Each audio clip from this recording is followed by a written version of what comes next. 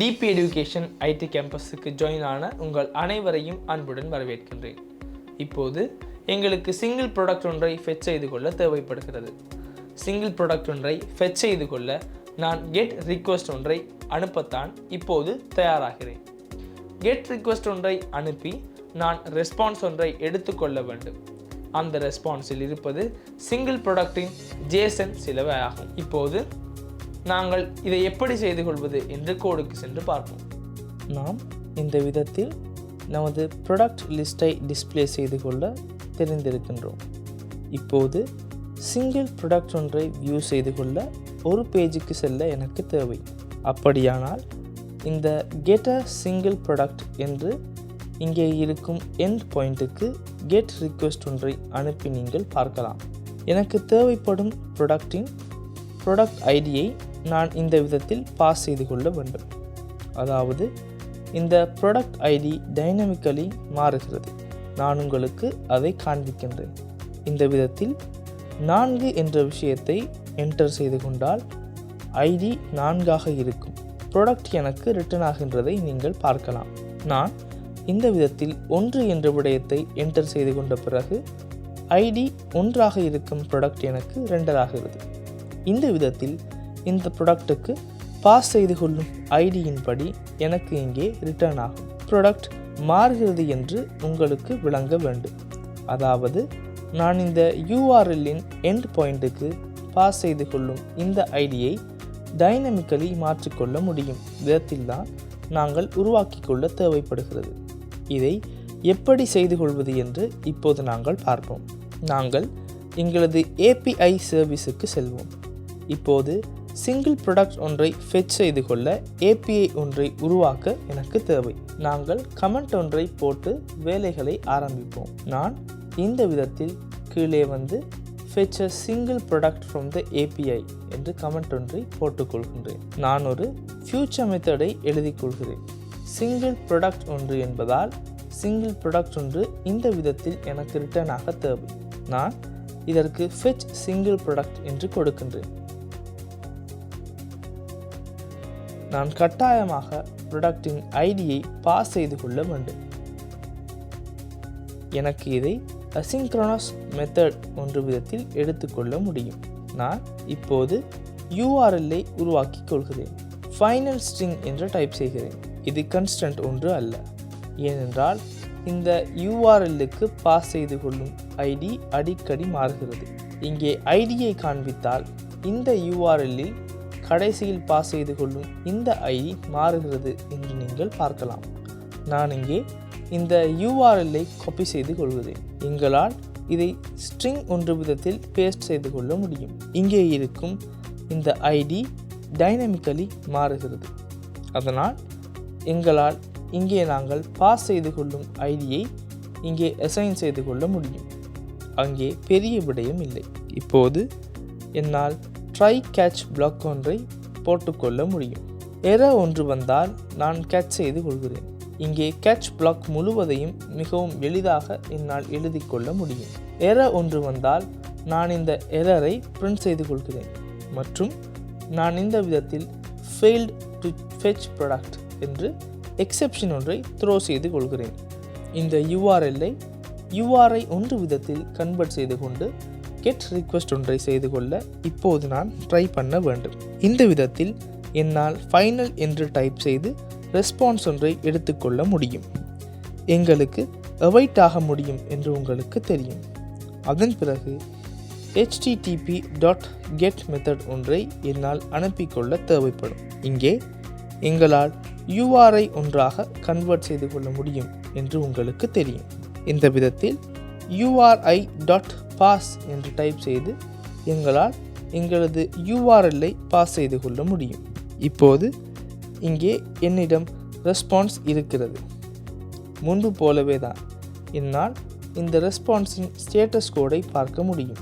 If condition ஒன்றை type செய்து இங்கே இருக்கும் ரெஸ்பான்ஸின் ஸ்டேட்டஸ் கோட் 200ஆக இருந்தால் இங்கே சக்ஸஸ்ஃபுல்லி எனக்கு ரெஸ்பான்ஸ் ரிட்டர்ன் ஆகி இருக்கிறது. அப்படியானால் நான் இங்கு வரும் ஜேசன் ரெஸ்பான்ஸை ப்ராடக்ட் ஒன்று விதத்தில் கன்வெர்ட் செய்து கொள்கிறேன். நான் இந்த விதத்தில் ப்ராடக்ட் ஒன்றை போட்டுக்கொள்கிறேன். ப்ராடக்ட் என்று. ப்ராடக்ட் உங்களுக்கு நினைவிருக்கும். ப்ராடக்டில் ஃப்ரம் ஜேசன் என்று மெத்தட் ஒன்று டிஃபைன் செய்து கொண்டோம். இப்போது நான் இங்கே ஜேசன் ஆப்ஜெக்டை டீகோட் செய்து பாஸ் செய்து கொள்ள தேவைப்படும். இங்கே டீகோட் என்று மெத்தட் ஒன்று இருக்கிறது. நீங்கள் ரெஸ்பான்ஸின் பாடியைத்தான் டீகோட் செய்து கொள்ள தேவைப்படுகிறது. இப்போது இங்கிருந்து நான் செய்து கொண்டது என்னவென்றால், எனக்கு ரிட்டர்ன் ஆகும் இந்த ஜேசன் ஆப்ஜெக்டை டாட் ப்ராடக்ட் என்ற விதத்தில் கன்வெர்ட் செய்து கொண்டமை ஆகும். இப்போது என்னால் இந்த ப்ராடக்டை ரிட்டர்ன் செய்து கொள்ள முடியும். சக்ஸஸ்ஃபுல்லி இந்த விதத்தில் ரெஸ்பான்ஸ் வராவிட்டால் நான் இந்த விதத்தில் பிரிண்ட் ஸ்டேட்மெண்ட் ஒன்றும் எக்ஸெப்ஷன் ஒன்றும் த்ரோ செய்து கொள்கிறேன். நான் இந்த விதத்தில் ஃபெயில்ட் டு ஃபெச் ப்ராடக்ட் என்று ஸ்டேட்டஸ் கோடை பிரிண்ட் செய்து கொள்கிறேன்.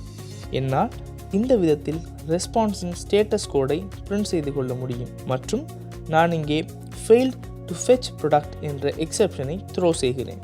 எவ்வளவு எளிமையாக என்னால் இந்த விடயங்களை செய்து கொள்ள முடியும் என்று உங்களுக்கு தெரியும். எங்களுக்கு கெட் ரிக்வெஸ்ட் ஒன்று தேவை என்பதால் நான் இங்கே கெட் ரிக்வெஸ்ட் ஒன்றை இந்த URIக்கு சென்ட் செய்து கொள்கிறேன். இங்கே ஐடி தான் மாறுகிறது. இப்போது நாங்கள் சிங்கிள் ப்ராடக்ட் ஒன்றை டிஸ்ப்ளே செய்ய முடியும் விதத்தில் பேஜ் ஒன்றை போட்டுக்கொள்வோம். நான் இங்கே சிங்கிள் ப்ராடக்ட் டாட் என்று ஸ்க்ரீன் ஒன்றை உருவாக்கிக் கொள்கிறேன். நான் இதை ஸ்டேட்லெஸ் விஜெட் என்று ஒன்று விதத்தில் உருவாக்கிக் கொள்கிறேன். உங்களுக்கு தெரியும், நான் இந்த ப்ராடக்டின் இந்த பேஜின் இந்த விஜெட்டுக்கு வந்த பிறகுதான் கட்டாயமாக இந்த ஃபெச் சிங்கிள் ப்ராடக்ட் என்ற விடயத்தை கால் செய்து கொள்ள வேண்டும். இந்த சிங்கிள் ப்ராடக்ட் ஒன்றை ஃபெச் செய்து கொள்ள தேவை. நான் சிங்கிள் ப்ராடக்ட் ஒன்றை டிஸ்ப்ளே செய்து கொள்ள தேவைப்படும் பேஜில். அப்படியானால் நீங்கள் கட்டாயமாக இந்த ப்ராடக்டின் ஐடியை வைத்திருக்க வேண்டும். அதனால் நான் இங்கே எனது ப்ராடக்ட் ஐடியை நான் ரிக்வயர் செய்து கொள்கிறேன். உங்களால் ஃபைனல் இன்ட் ஐடி என்று டைப் செய்து ஐடியை இங்கே கட்டாயமாக பாஸ் செய்து கொள்ள முடியும். நாங்கள் இந்த ஐடியை ப்ராடக்ட் ஐடி என்று உருவாக்கி கொள்வோம். நாங்கள் கன்ஸ்ட்ரக்டருக்கும் இந்த ப்ராடக்ட் ஐடியை இந்த விதத்தில் ஆட் செய்து கொள்வோம். இப்போது என்னிடம் ப்ராடக்ட் ஐடி இருந்தால் என்னால் ப்ராடக்டை எந்த இஷ்யூவும் இல்லாமல் ஃபெச் செய்து கொள்ள முடியும். நான் நமது ப்ராடக்ட் APIயை இனிஷியலைஸ் செய்து கொள்கிறேன். நான் முன்பு போலவே API சர்வீஸ் என்று நமது API சர்வீஸின் ஆப்ஜெக்ட் ஒன்றை உருவாக்கி கொள்கிறேன். இப்போது என்னால் இதற்கு ஆக்சஸ் செய்ய முடியும். நான் இங்கே இருக்கும் இந்த கன்ஸ்டன்ட்டை நீக்கிக் கொள்கிறேன். இப்போது எனக்கு எனது APIயை ரிட்டர்ன் செய்து கொள்ள தேவை. நான் இங்கே ஸ்கேஃபோல்ட் ஒன்றை போட்டுக்கொள்கிறேன். நாங்கள் முதலில் ஆப் பார் ஒன்றை போட்டுக்கொள்வோம். ஆப் பாருக்கு நான் டெக்ஸ்ட் விஜெட் ஒன்று விதத்தில் ப்ராடக்ட் டீட்டெயில்ஸ் என்று டைட்டில் ஒன்றை பாஸ் செய்து கொள்கிறேன். நான் இதை கன்ஸ்டன்ட் ஒன்று விதத்தில் போட்டுக்கொள்கிறேன். அடுத்ததாக எனது பாடியில் நான் இதை சிங்கிள் சைல்ட் ஸ்க்ரோல் வியூ ஒன்றுடன் ரப் செய்து கொள்கிறேன். ஏனென்றால் என்னால் ஸ்க்ரோல் செய்து கொள்ள முடிய வேண்டும்.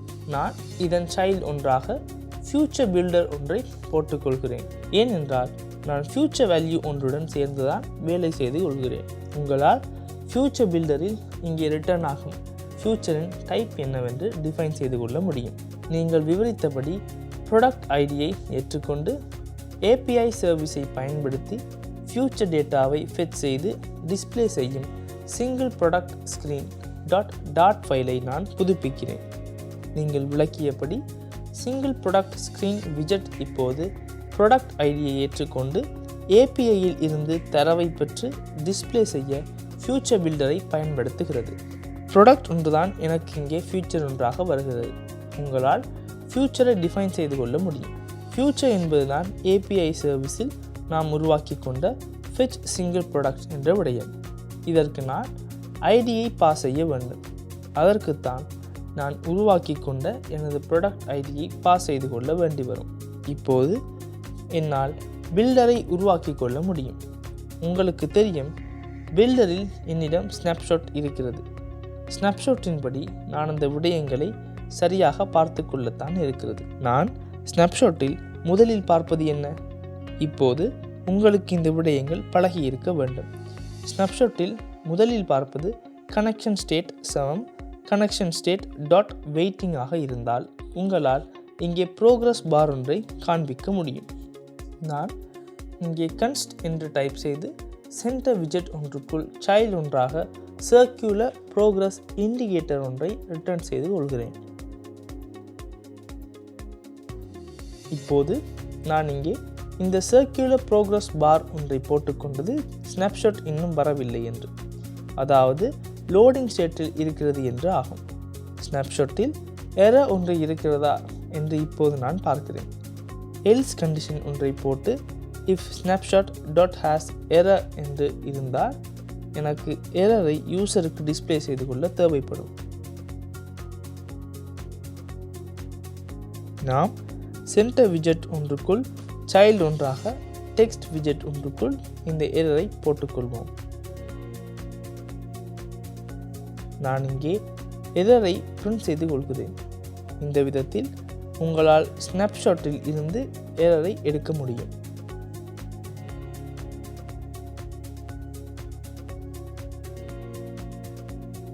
இப்போது எரர் ஒன்று இருந்தால் நான் எரரை டிஸ்பிளே செய்து கொண்டேன். இப்போது இங்கே ரிட்டர்ன் ஆகும் ஸ்னாப்ஷாட்டில் டேட்டா இல்லை என்றால் நான் அதையும் சரியாக மேனேஜ் செய்து கொள்ள வேண்டும். எல்ஸ் இஃப் கண்டிஷன் ஒன்றை போட்டு இங்கே உங்களால் உங்களது ஸ்னாப்ஷாட்டில் ஹேஸ் டேட்டா என்ற விடயம் ஃபால்ஸ் ஆகிறதா என்று பார்க்க முடியும், அதாவது எந்த டேட்டாவும் இல்லை என்று. இப்போது நாங்கள் இங்கே நமது ஸ்னாப்ஷாட் இன்னும் வெயிட்டிங்கில் இருக்கிறதா என்று செக் செய்து கொண்டோம். வெயிட்டிங் என்றால் நான் சர்க்குலர் ப்ரோக்ரஸ் இண்டிகேட்டர் ஒன்றை காண்பிக்கிறேன். ஸ்னாப்ஷாட்டில் எரர் ஒன்று இருந்தால் நான் இந்த விதத்தில் யூசருக்கு எரரை டிஸ்பிளே செய்கிறேன். அதே போல் எனக்கு இன்னும் செக் செய்து கொள்ள முடியும் ஸ்னாப்ஷாட்டுக்கு ரிட்டர்ன் ஆகும் டேட்டா எம்டியாக இருக்கிறதா என்று, அதாவது எந்த டேட்டாவும் ரிட்டர்ன் ஆகவில்லை என்றால் என்னால் அதையும் காண்பிக்க முடியும். உங்களால் எல்ஸ் இஃப் கண்டிஷன் ஒன்றை போட்டு ஸ்னாப்ஷாட்டில் ஹேஸ் டேட்டா என்ற விஷயம் ஃபால்ஸ் என்றால் கன்ஸ்ட் சென்டர் விஜெட் ஒன்றுக்குள் சைல்டு ஒன்றாக டெக்ஸ்ட் விஜெட் ஒன்றை போட்டுக்கொள்ள முடியும். டெக்ஸ்ட் விஜெட் விதத்தில் நான் ப்ராடக்ட் நாட் ஃபவுண்ட் என்று ரிட்டர்ன் செய்து கொள்கின்றேன். ஃபைனலி எங்களுக்கு டேட்டா சில வருகிறது என்றால் எந்த இஷ்யூவும் இல்லை, அதன் கண்டிஷனை போடுகிறேன். எனக்கு இப்போது யூவை தான் உருவாக்கி கொள்ள தேவைப்படுகிறது. நான் டிஸ்பிளே செய்து கொள்ள தேவைப்படும் ப்ராடக்டை உருவாக்கி கொள்கிறேன். உங்களால் ப்ராடக்ட் ஒன்றாக உருவாக்கி கொள்ள முடியும். நமது ஸ்னாப்ஷாட்டில் இருக்கும் டேட்டாவை தான் இங்கே ப்ராடக்ட் ஒன்று விதத்தில் நாம் எடுக்க தேவைப்படுகிறது. இங்கே இந்த டேட்டாவை கட்டாயமாக நான் நலபிள் விதத்தில் குறித்து கொள்ளுங்கள். அதன் பிறகு நான் இங்கே ரிட்டர்ன் செய்து கொள்ள வேண்டும். நான் பேடிங் விஜெட் ஒன்றுக்குள் ரிட்டர்ன் செய்து கொள்கின்றேன். ஏனென்றால் எனக்கு பேடிங் ஒன்று தேவை. இங்கே செமிகோலன் ஒன்றை போட்டுக்கொள்வோம். பேடிங்கை ஆல் டிரெக்ஷன்ஸில் இருந்து கொடுக்கிறது. உங்களால் எட்ஜ் இன்செட்ஸ் டாட் ஆல் 16 என்று பேடிங்கை போட்டுக்கொள்ள முடியும். அடுத்ததாக நான் சைல்டு ஒன்றை ஆட் செய்து கொள்கின்றேன். உங்களுக்கு தெரியும், நாம் இந்த ஃபியூச்சர் பில்டர் ஒன்றுக்குள் இருக்கின்றோம். உங்களுக்கு நினைவிருக்கும், நாம் இதை ஃபியூச்சர் பில்டர் ஒன்றுக்குள் தான் போட்டுக்கொள்கிறோம். இப்போது சைல்டு ஒன்றாக நான் காலம் ஒன்றை போட்டுக்கொள்கிறேன். காலம் ஒன்றுக்குள் உங்களால் சில்ட்ரன்களை பாஸ் செய்து கொள்ள முடியும். எனக்கு இதற்குள் எனது சில்ட்ரன்களை தான் போட்டுக்கொள்ள தேவைப்படுகிறது. இங்கிருந்து நான் முதலில் எனது இமேஜை டிஸ்பிளே செய்து கொள்கிறேன்.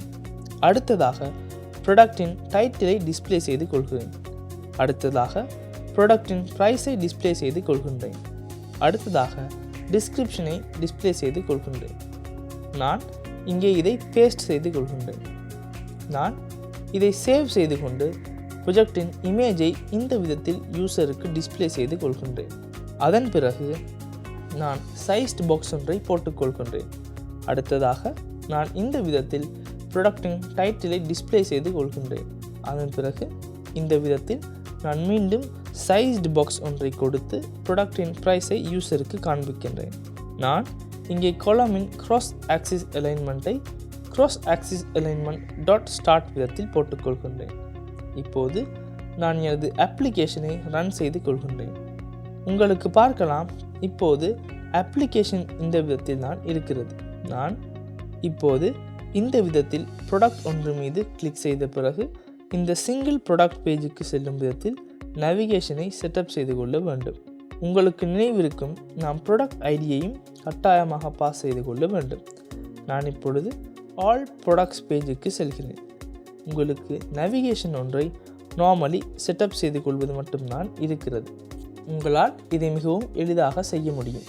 எங்களால் இங்கே எங்களது லிஸ்ட் டைலுக்கு ஆன் டேப் மெத்தட் ஒன்றை கொடுக்க முடியும். நான் இந்த லிஸ்ட் டைலின் கீழே வந்து ஆன் டேப் மெத்தட் ஒன்றை கொடுக்கிறேன். ஆன் டேப் மெத்தடில் எனக்கு நேவிகேஷன் ஒன்றை தான் செட்டப் செய்து கொள்ள தேவை என்று உங்களுக்கு தெரியும். நான் இப்போது ரவுட்டர் எதுவும் செட்டப் செய்து கொள்வதில்லை. நான் நார்மல் நேவிகேட்டரை பயன்படுத்துகிறேன். நேவிகேட்டர் டாட் புஷ் என்று கொடுத்து உங்களுக்கு கன்டெக்ஸ்டையும் ரூட்டையும் புஷ் செய்து கொள்ள வேண்டும். ரூட் ஒன்றாக மெட்டீரியல் பேஜ் ரூட் ஒன்றை பாஸ் செய்து கொள்ள வேண்டும். பில்டருக்கு உங்களால் கன்டெக்ஸ்டை எடுத்துக்கொள்ள முடியும். கன்டெக்ஸ்டில் இருந்து தேவைப்படுவது சிங்கிள் ப்ராடக்ட் பேஜ் என்ற பேஜை தான் நீங்கள் இங்கே ரிட்டர்ன் செய்ய தேவைப்படுகிறது. நான் ப்ராடக்ட் ஐடியை இதற்கு பாஸ் செய்து கொள்ள வேண்டும். இப்போது நான் ப்ராடக்ட் ஐடியை எப்படி எடுப்பது? இது மிகவும் கடினமான விடயமில்லை. உங்களுக்கு நினைவிருக்கலாம், நாம் ப்ராடக்ட் ஒன்று உருவாக்கினோம். இதற்குள் ப்ராடக்டின் ஐடி இருக்கிறது. இந்த விதத்தில் என்னால் ஐடியை பாஸ் செய்து கொள்ள முடியும். கட்டாயமாக நான் இதை நலபிள் விதத்தில் குறித்து கொள்ள வேண்டும். கடைசியாக நான் இதை இங்கிருந்து ரிட்டர்ன் செய்து கொள்கிறேன். நான் இந்த விஷயத்தில் கமா ஒன்றை இட்டுக்கொள்கிறேன். இங்கே நாம் பேசிக் நேவிகேஷன் ஒன்றை தான் செட்டப் செய்து கொண்டோம். உங்களுக்கு நினைவிருக்கலாம், நாம் சிங்கிள் ப்ராடக்ட் பேஜுக்கு ப்ராடக்டின் ஐடியை பாஸ் செய்து கொள்ள வேண்டும். இப்போது நீங்கள் என் ஐடியை பாஸ் செய்ய வேண்டும் என்று நினைக்கலாம். உங்களுக்கு நினைவிருக்கலாம், நான் இப்போது சிங்கிள் ப்ராடக்ட்டுக்கு தான் கெட் ரிக்வெஸ்ட் ஒன்றை அனுப்புகிறேன். அப்படியானால் உங்களுக்கு இந்த ஐடியை டைனமிக்கலி மாற்றிக்கொள்ள வேண்டும். முதல் ப்ராடக்ட் என்றால் இந்த விதத்தில் 1 என்ற விஷயத்தை பாஸ் செய்து கொள்ள வேண்டும். அப்படி முதலாவது ப்ராடக்ட்டுக்கு உரிய டீட்டெயில் சில இங்கே ஃபெச் ஆகின்றது. அந்த லாஜிக்கை தான் நாம் உருவாக்கினோம். நமது கோடில் ஏபிஐ சர்வீஸுக்கு வந்து நீங்கள் பார்த்தால் ஏபிஐயில் இருந்து சிங்கிள் ப்ராடக்ட் ஒன்றை ஃபெச் செய்யும் மெத்தடில் நாம் இந்த விதத்தில் டைனமிக்கலி இங்கே ஐடியை பாஸ் செய்கின்றோம். அப்போது அந்த ஐடிக்கு தான் நான் இந்த விதத்தில் கெட் ரிக்வெஸ்ட்டை அனுப்புகிறேன். உங்களுக்கு நினைவிருக்கலாம், இந்த விதத்தில் நான் URL டாட் பாஸ் என்று கொடுத்து இந்த URL-ஐ தான் பாஸ் செய்கிறேன். இந்த URL என்பது இங்கே நாங்கள் டெஸ்ட் செய்து கொள்ளும் URL ஆகும். நாங்கள் இங்கே மாற்றிக்கொள்வது எங்களது ப்ராஜெக்ட் ஐடியை மட்டும்தான். இந்த விடயங்கள் மிகவும் எளிமையானவை. நீங்கள் கட்டாயமாக புரிந்து கொள்ள வேண்டும். அடுத்ததாக உங்களுக்கு பார்க்கலாம், இப்போது நான் இங்கே ஆல் ப்ராடக்ட்ஸ் பேஜின் போது நான் சிங்கிள் ப்ராடக்ட் பேஜை கால் செய்கிறேன். நான் அதற்கு எனது ப்ராடக்ட் ஐடியை பாஸ் செய்து கொள்கின்றேன். அடுத்ததாக சிங்கிள் ப்ராடக்ட் பேஜில் ப்ராடக்ட் ஐடி என்னிடம் இருப்பதால் ஃபெச் சிங்கிள் ப்ராடக்ட் என்ற விஷயத்தை நான் இங்கே கால் செய்து கொள்கின்றேன். இதுதான் எனது ஃபியூச்சர் வேல்யூ. இந்த வேல்யூ வரும் வரை நான் பார்த்து கொண்டு இருக்கிறேன். இந்த வேல்யூ கனெக்ட் ஆகி இன்னும் இங்கே வெயிட்டிங் என்றால் நான் இங்கே சர்க்குலர் ப்ரோக்ரஸ் இண்டிகேட்டர் ஒன்றை காண்பிக்கின்றேன். எரர் ஒன்று வந்தால் நான் இந்த விதத்தில் ஸ்னாப்ஷாட்டில் எரர் ஒன்று இருக்கிறது என்று காண்பிக்கிறேன். எந்த டேட்டாவும் வரவில்லை என்றால் நான் இந்த விதத்தில் ப்ராடக்ட் நாட் ஃபவுண்ட் என்று காண்பிக்கிறேன். இதை தான் நான் கன்ஸ்டன்ட் ஒன்று விதத்தில் குறித்து கொள்கிறேன். ஃபைனலி டேட்டா ஒன்று எனக்கு ரிட்டர்ன் ஆனால் நான் இங்கே எனது விஜெட்டில் இதை டிஸ்பிளே செய்து கொள்கின்றேன். இப்போது நான் எனது அப்ளிகேஷனை ரீஸ்டார்ட் செய்து கொள்கின்றேன். இப்போது நாங்கள் எங்களது அப்ளிகேஷனுக்கு செல்வோம். இங்கே லோட் ஆகுவதை நீங்கள் பார்க்கலாம். அதாவது எனது ஆல் ப்ராடக்ட்ஸ் பேஜுக்கு இப்போது ப்ராடக்ட் சில ஃபெச் ஆகும் வழியில் இருக்கிறது. உங்களுக்கு பார்க்கலாம், ப்ராடக்ட் சில ஃபெச் ஆகியதை.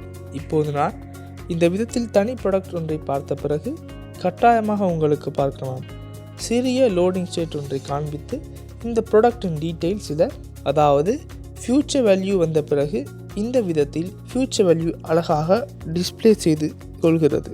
என்னால் மீண்டும் பேக் ஆக முடியும். உங்களுக்கு பார்க்கலாம், இந்த விதத்தில் லோட் ஆகிறது. நீங்கள் விவரித்தபடி சிங்கிள் ப்ராடக்ட் ஸ்க்ரீனில் ப்ராடக்ட் நாட் ஃபவுண்ட் டெக்ஸ்ட் கன்ஸ்டாக மாற்றி இறுதி UI டிஸ்பிளேயை உறுதிப்படுத்தி கொள்கிறேன். நீங்கள் விவரித்தபடி சிங்கிள் ப்ராடக்ட் ஸ்க்ரீனில் ப்ராடக்ட் நாட் ஃபவுண்ட் டெக்ஸ்டை கன்ஸ்டாக மாற்றி இறுதி UI டிஸ்பிளேயை உறுதிப்படுத்துகிறேன். அதன் பிறகு இதை அழகாக டிஸ்ப்ளே செய்து கொள்கிறது. இமேஜஸ் ஃபார்மட் ஆகாததால் இந்த விதத்தில் காண்பிக்கிறது. ஆனால் நமக்கு தேவையான விடயம் இங்கே அழகாக இருக்கிறது.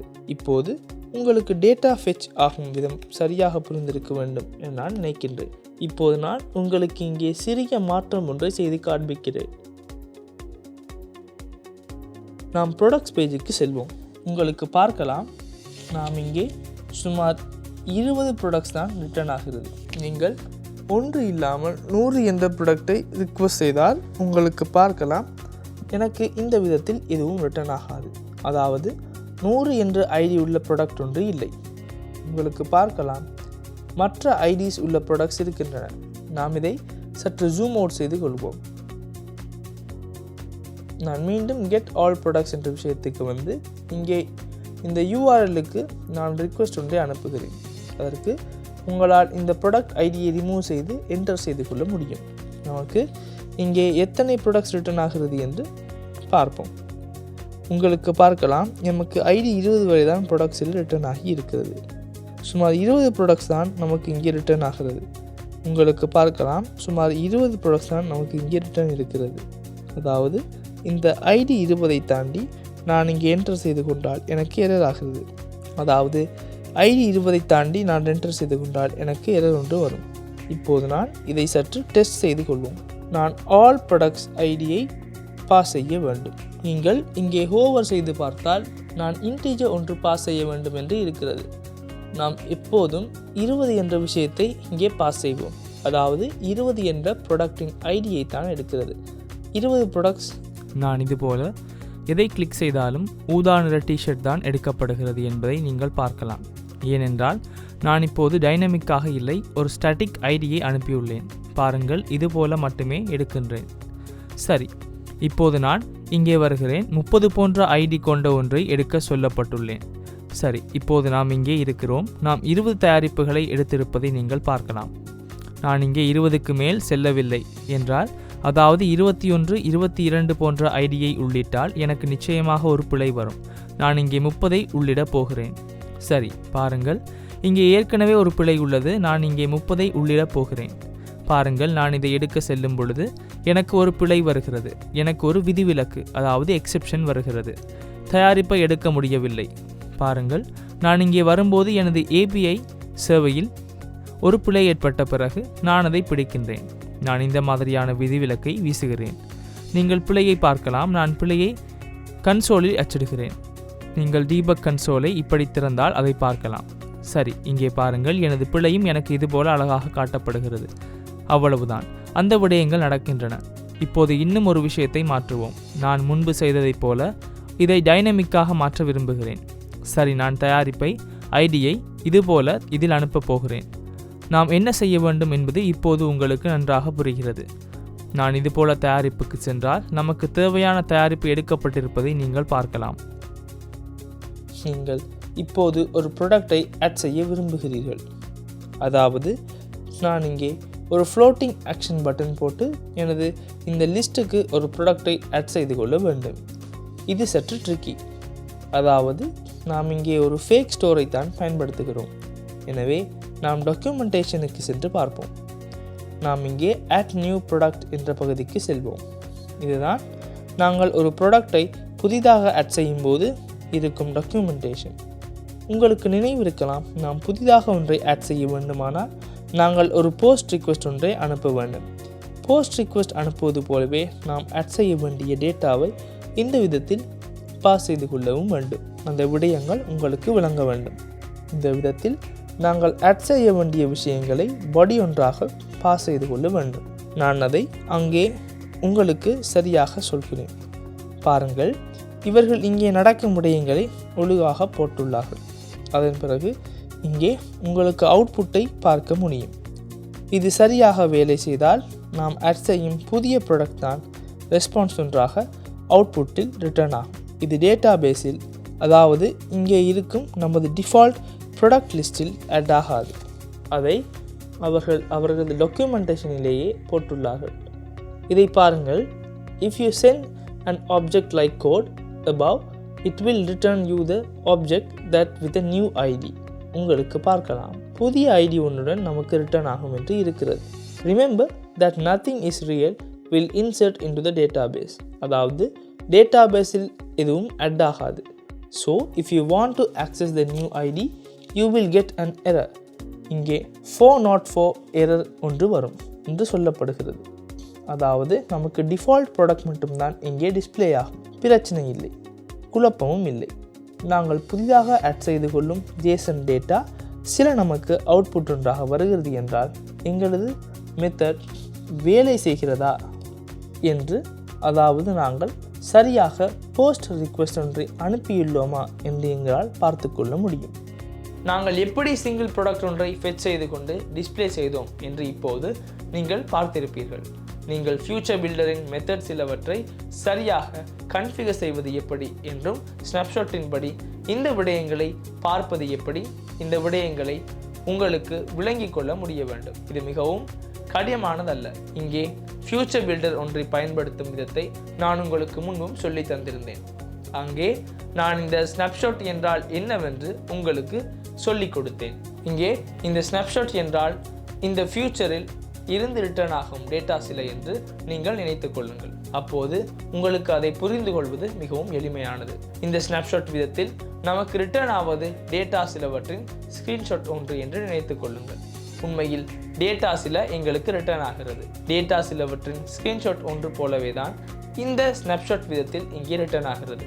இப்போது உங்களுக்கு தெரியும் சிங்கிள் ப்ராடக்ட் ஒன்றை ஃபெச் செய்வது எப்படி என்று. அப்படியானால் இப்போது HTTP கெட் ரிக்வெஸ்ட்டை எப்படி சரியாக செய்வது என்று எங்களுக்கு தெரியும். புதிதாக ப்ராடக்ட் ஒன்றை ஆட் செய்கின்ற பொழுது அதற்காக ரிக்வெஸ்ட்டை சரியாக எழுதுவது எப்படி என்று இப்போது நாம் பார்ப்போம். நாங்கள் ஏதேனும் ஒன்றை ஆட் செய்கிறோம் என்றால் போஸ்ட் ரிக்வெஸ்ட் ஒன்றை தான் செய்ய தேவை என்று இப்போது உங்களுக்கு தெரியும். சரியாக போஸ்ட் ரிக்வெஸ்ட் ஒன்றை சென்ட் செய்வது எப்படி என்று நாங்கள் எங்களது அடுத்த செக்ஷனில் பார்ப்போம்.